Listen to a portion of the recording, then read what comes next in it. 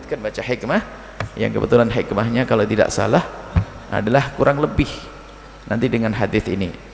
Qala al-musannif rahimahullah taala nafa'ana Allah bihi wa bi ulumihi wa bi ulumi syaihi bidarini amin. Ila anqal hikmah yang berapa?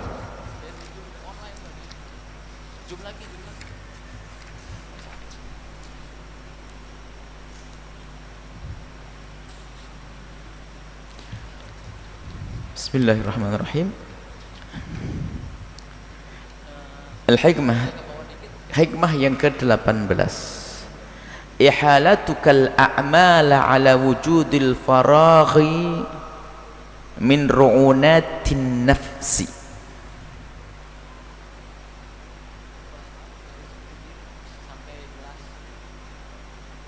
Saat engkau mengalihkan atau menunda tugas-tugasmu kepada Allah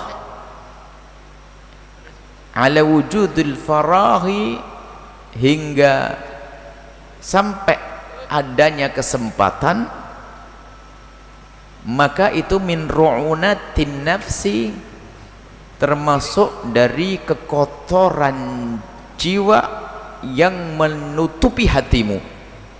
Ru'unat itu semacam kotoran yang menjadikan kedunguan kita sehingga tidak peka hati kita dengan kebenaran. Ru'unatin nafsi, kekotoran hawa nafsu yang menyelimuti hati sehingga hatinya sudah enggak cerdas lagi, tidak faham rindu kepada Allah, rindu Nabi, rindu kebaikan. Ru'unat jadi menjadi dungu. Sebagian mengatakan hamakoh, kedunguan. Jadi kedunguan dirimu. Jadi kedunguan, kekotoran hawa nafsumu menyelimuti hatimu sehingga kamu tidak bisa mengerti lagi mana hal yang terbaik atau yang baik yang harus aku lakukan. Ihalatukal a'mala, tugas-tugasmu yang engkau tunda hingga sampai kesempatan datang, maka itu bentuk daripada kedunguan jiwamu, kedunguan dirimu, kekotoran hatimu karena hawa nafsu tadi. Kita punya tugas, yaitu mengabdi kepada Allah. Sudah selesai. Wa ma khalaqtul jinna wal insa illa liya'budun. Tugasmu adalah mengabdi kepada Allah. Ikrar kita setiap saat adalah inna salati wa nusuki wa mahyaya wa mamati, hidupku matiku lillah, karena Allah, untuk Allah subhanahu wa ta'ala. Baik, artinya hendaknya kita sadar itulah tugas kita. Adapun model, bentuk aktivitas yang Allah berikan kepada manusia berbeda-beda, tapi biarpun berbeda-beda adalah hendaknya semua mengarah kepada pengabdian kepada Allah subhanahu wa ta'ala. Tujuan sama, cuman perangkat yang Allah berikan berbeda-beda. Seseorang diberi jabatan, seseorang diberi kekayaan, kayak tadi kami ceritakan, seseorang diberi macam-macam, anak, istri, keluarga dan sebagainya. Baik, itu semua hendaknya dijadikan menuju kepada Allah subhanahu wa ta'ala. Baik, sekarang ada orang menunda pengabdiannya kepada Allah hanya karena nunggu selesai daripada pekerjaan yang bukan untuk Allah. Contoh, diberi oleh Allah memberikan kewajibannya untuk mengabdi, beribadah, termasuk ngaji dan sebagainya. Tak tanya dia beralasan apa? Nanti aja deh, saya mau, ini ada proyek besar nih, usaha saya ini harus, ini kesempatan emas. Waduh, bahasanya seorang motivator, kesempatan tidak datang dua kali. Wah, ini dipakai lagi ini. Akhirnya apa? Kerja mati-matian. Ayo hadir pengajian kita ini kesempatan emas, nanti belum tentu datang kedua kali. Gimana tidak dianggap dungu orang itu? Memangnya kamu ngaji juga ini bukan kesempatan emas? Bahkan kalau kematian datang nggak bisa ngaji lagi, kan begitu. Berbuat baik kalau sudah datang kematian nggak bisa berbuat lagi. Sehingga banyak orang terus di saat diajak berbuat baik selalu menunda. Contoh saja, banyak contoh kalau kita membuat, misalnya ada orang diberi usaha bisa membuat satu toko kecil, banyak hasilnya. Diajak orang berbuat baik, ayo infak dengan hartamu, tokomu sudah jalan. Ntar saya akan gedekan dulu, nanti semakin gede untungnya semakin besar, biar saya berbuat baik lebih banyak lagi. Nggak sempat sedekah, buat lagi toko 2. Setelah 2 ada kesempatan lagi, karena tokonya semakin gede, koneksinya semakin besar, akhirnya apa? Wah, buka supermarket. Nggak sempat sedekah, akhirnya apa? Ayo sedekah ya Ustaz, ya Pak Haji, sedekah ini penting, masjid perlu bangunan pondok. Entar ini kesempatan emas, kebetulan ini ada kesempatan, ada bagian apa datang ke saya, mending saya selesaikan ini dulu, nanti insya Allah kalau ini goal, waduh bahasanya beres, saya akan bantu bangun masjid, bangun pondok berapa miliar, tidak ada masalah. Bangun lagi, bikin supermarket 1, dengar ada, wah, temanmu sudah berhasil 17 supermarket, bingung lagi dia, oh kembang lagi dia, tak taunya apa, bangun supermarket yang ke-20, belum 21, sampai kapan kira-kira, tidak ada ujungnya. Mati sudah. Mau apa yuk? Runatun nafs. Ini kita buat dari yang kecil, sama. Jangan sampai kalau berbuat untuk Allah itu nunda nanti, hari ini waktumu. Kalau seandainya dirimu kita punya uang misalnya hari hanya 10.000, apa nggak bisa kemotong 100-200 rupiah hari ini juga, nggak usah nunggu nanti. Kalau kita punya penghasilan 10.000, potong hari itu juga, jangan nanti. Ya kalau nanti milik kita, baru disimpan mati, diwaris, mau sedekah apa nanti? Jabatan, nanti aja kalau saya pensiun. Pensiun sudah banyak, gajinya turun, pengaruhnya sudah nggak ada, sering kontrol dokter lagi, mau apa ya? Nunggu pensiun. Jadi justru di saat diberi jabatan semestinya lah ini loh, bisa nunda nanti, kan banyak orang nunda, nanti saja deh, nanti sajalah. Ayo belajar ngaji, nunggu pensiun, nunggu tua, nunggu ini, belajar ngaji, majelis, nanti aja deh, saya belum siap. Loh, kok belum siap? Kerja setiap hari siap kok. Nah ini adalah masuk juga yang dilarang oleh Nabi, masuk tulul amal, panjang angan-angan, seolah-olah dia bisa menjamin kalau dia sampai masa tua. Sekarang kok apalagi nunggu pensiun, banyak orang belum pensiun mati, banyak kok, banyak ceritanya. Maka dari itu lihat saat ini loh, jangan menunda amal untuk kepada Allah sampai esok hari, semampumu. Sehingga sampai dikatakan orang bertakwa yang diberi oleh Allah surga, yunfikuna fis sarra wa dharra, dia berbuat baik tidak nunggu kaya dulu, di saat dia tidak mampu pun dia berusaha menyisihkan. Mau ngaji aja ke At-Taqwa nunggu beli sepeda motor, banyak orang nggak punya sepeda motor bisa berangkat ngaji kok. Apalagi nanti ngomongnya, "Ma, insya Allah kita nabung mobil dulu, nanti insya Allah kalau beli mobil kita bisa ngaji bareng berdua ya." Iya, kalau beli mobil, gak sempat beli mobil ya, nggak ngaji-ngaji. Lah itulah menunda, ini termasuk kedunguan.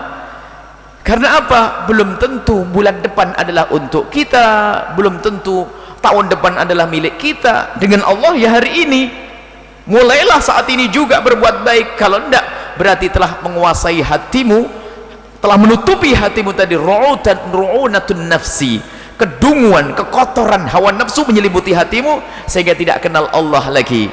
Diajak beribadah nanti, diajak berbuat baik nanti, dan nanti, sehingga apa? Sudah karena mengikuti hawa nafsu, dia tidak bisa berbuat baik, terus mengikuti hawa nafsu. Dan alangkah banyaknya orang yang seperti ini. Maka koreksilah dirimu sendiri. Apakah kita termasuk orang yang menunda-nunda kebaikan? Jangan nunda nanti.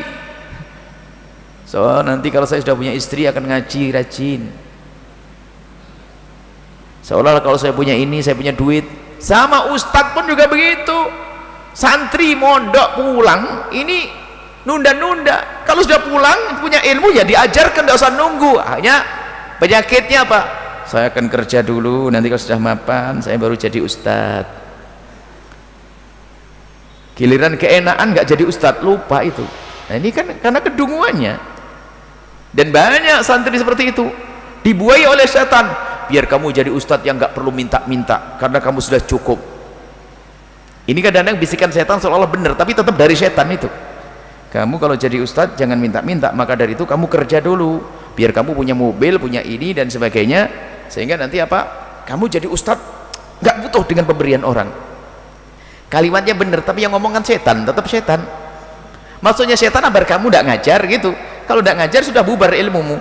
Lah kayaknya 20 tahun yang akan datang kan lupa ilmunya sudah. Mau ngajar apa?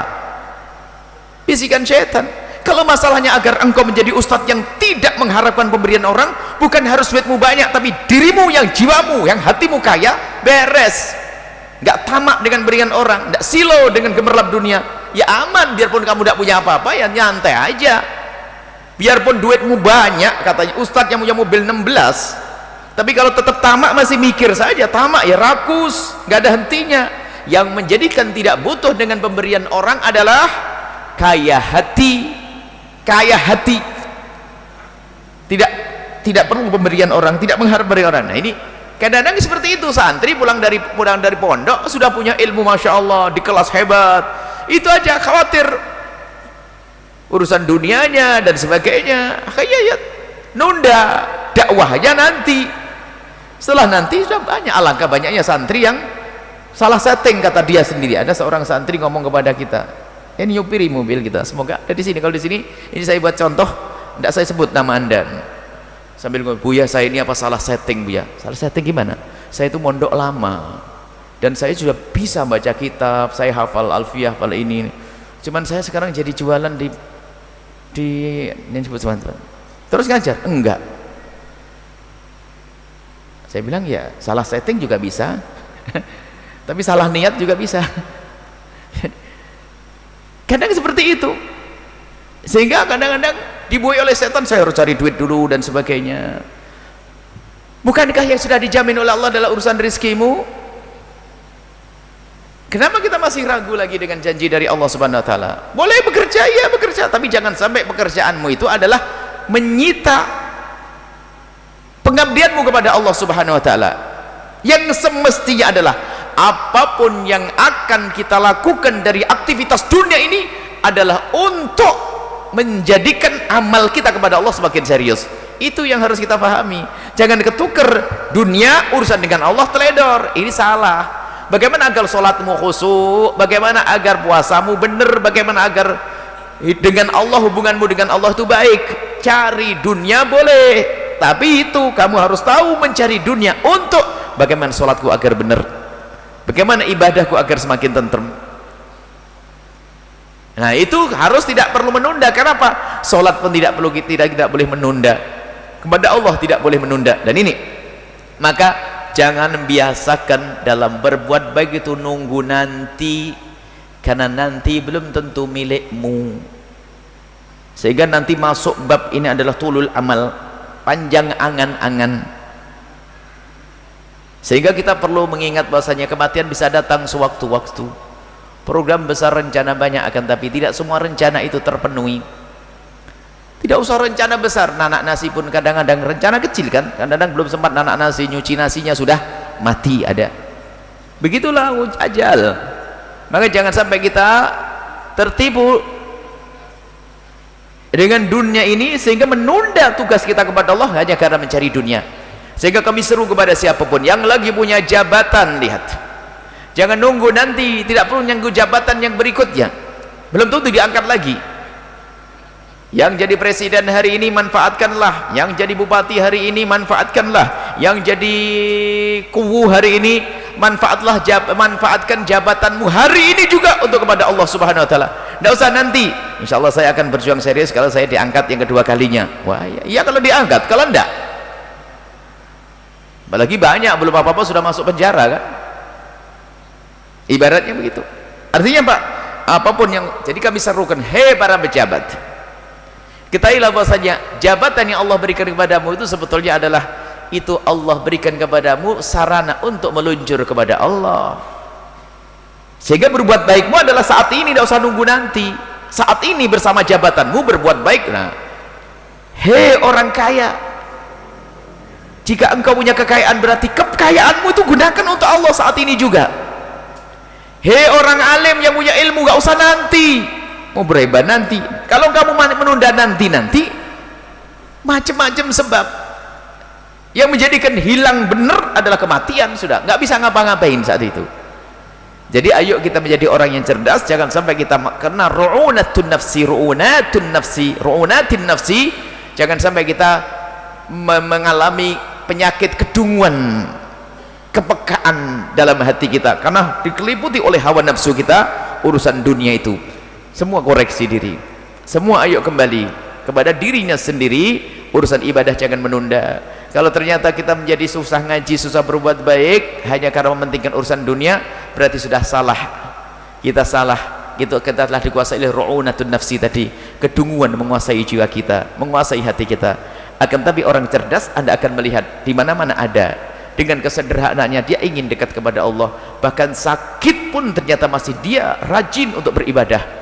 Tidak sedikit kita melihat misalnya orang umroh, orang sholat jamaah, orang pergi ke masjid, orang ngaji. Bahkan kita sering lihat orang mengaji pun Masya Allah, kalau dia pikir fisiknya sudah lemah banget dengan bermacam-macam penyakit dalam dirinya. Dia duduk di tempat belajar pun dia merasakan sakit. Cuman terbetik di hatinya, seandainya pun aku mati, aku ingin mati saat begini. Indah, semoga panjang umur semuanya. Dia tidak memanja dengan sakitnya lalu jadikan alasan dia tidak dekat kepada Allah Subhanahu wa ta'ala. Jadi penyakit ru'unatun nafsi ini akan menimpa siapapun, bukan saja pejabat yang saya seru tadi, bukan saja orang kaya yang saya panggil, tapi ustadz pun juga masuk bab ini, ahli ilmu pun bisa masuk bab ini, semuanya. Maka ayo kita sadar, maka nggak usah nengok siapapun, tengok dirimu sendiri. Bukankah engkau adalah hamba Allah yang diciptakan oleh Allah untuk mengabdi kepada Allah Subhanahu wa ta'ala? Maka ayo berbuatlah baik kepada Allah saat ini juga. Jangan sampai kita menunda perbuatan baik hanya karena urusan dunia. Akan tapi sebaliknya, jadikan urusan dunia kita untuk mengukuhkan kebaikan yang saat ini kita lakukan. Inilah orang-orang cerdas. Jangan sampai nanti anak-anak kita pun ternyata kita jadikan dia lupa kepada Allah Subhanahu wa ta'ala, sehingga kita lebih mengenalkan kepada urusan dunia, tidak tahu bahasanya dunianya adalah untuk mengabdi kepada Allah. Dan kalau memang anak kita fahamkan dengan kecerdasan hatinya bahwasanya dia menjadi apapun, hendaknya menjadi apapun untuk mengabdi kepada Allah. Apapun, mungkin anak kita ingin jadi seorang dokter, jangan sampai terlena. Dokter yang tidak kenal Allah, akan tapi harus kita didik dari awal. Kau menjadi seorang dokter untuk apa, nak? Harus ditanya dulu. Saya ingin jadi dokter, ingin, alasannya dokter prospektif. Orang sakit setiap saat terus duit. Nah, ini sudah salah niat. Coba kalau Anda punya anak untuk menjadi seorang dokter hanya cari duit, Anda telah salah menanamkan niat dalam hati anak-anak.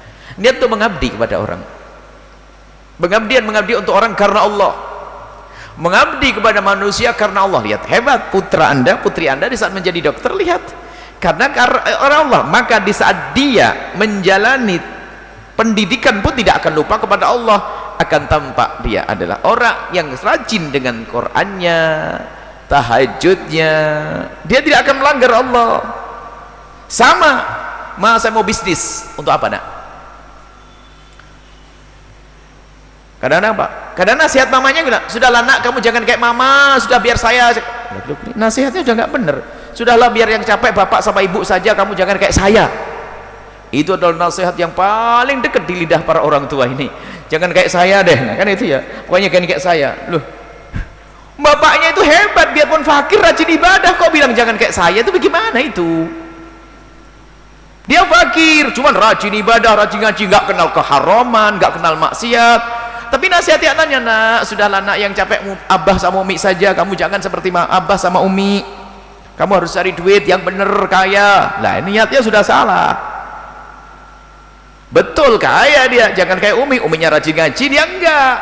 Ibunya rajin ibadah, sudah enggak lagi, salah menanamkannya. Masuk ru'unatun nafs tadi. Maka kalau mendidik anak, nak, kamu pengen apa nanti? Mas, saya mau usaha, Mak. Untuk apa usaha, nak? Tekankan, usaha sebanyak apapun bakal mati, nak. Gini, Mak, kalau saya usaha harus niatnya bener. Apa niatmu? Saya ingin, pertama adalah semoga saya bisa punya rezeki sehingga saya bantu banyak orang karena Allah, kemudian saya tidak menggantungkan ke orang, kemudian saya bisa banyak manfaatnya. Baru benar niatmu karena Allah. Jadi mulai dari dia membuka usaha sudah dianggap sebagai ibadah dia. Tapi kalau kita lupakan Allah di dalam perjalanannya, ini musibah. Maka dari itu kami selalu ingatkan, jika anda seorang pengusaha, di saat anda duduk di kursi di meja kerja anda, lalu anda punya gambar tentang pekerjaan anda, lalu untungnya berapa, bayangkan, hayalkan, saya punya proyek apa, keuntungannya adalah 100 juta atau 1 miliar keuntungannya, gambarkan, aku akan bekerja, ujungnya adalah apa? Ridho Allah. Harus apapun yang anda kerjakan, biarpun jual daun, jual biting, jual kerupuk, jual apapun, biasakan di sana ada Allah. Hebat itu, indah. Termasuk yang gajiannya per bulan itu untuk Allah harus ada. Saya gajian saya sebulan hanya 200.000, tapi saya ingin ini ada untuk Allah, untuk Allah. Apa yang terjadi setelah itu? Di saat dia bekerja, semuanya dinilai oleh Allah ibadah.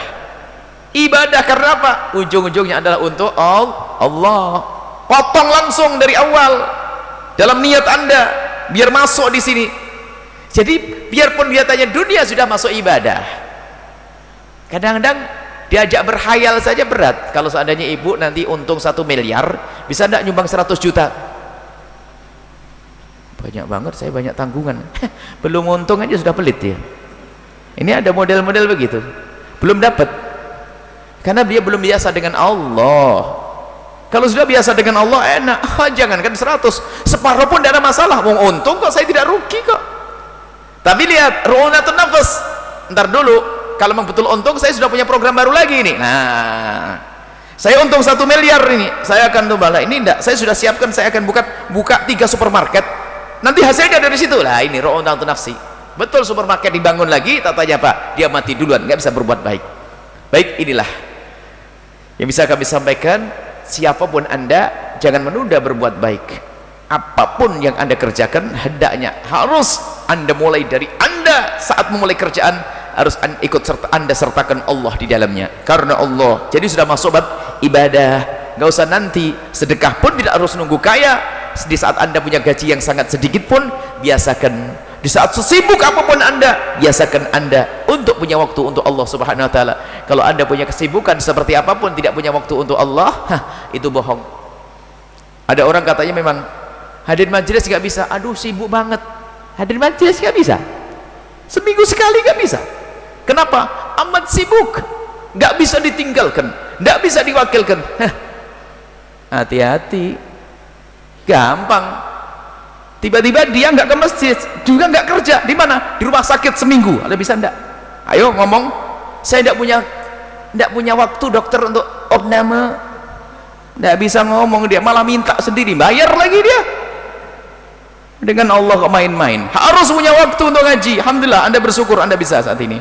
Anda doakan yang lainnya jangan sampai masuk ru'unatun nafsi ini. Ada banyak alasan, karena sibuk sekali, wah ndak bisa. Padahal mobil ada, sopir ada, ini aja, terus kurang apa? Oh, ada orang sakit nggak punya duit, besok yang dimakan aja belum kelihatan, sekarang bisa ngaji, ada kok.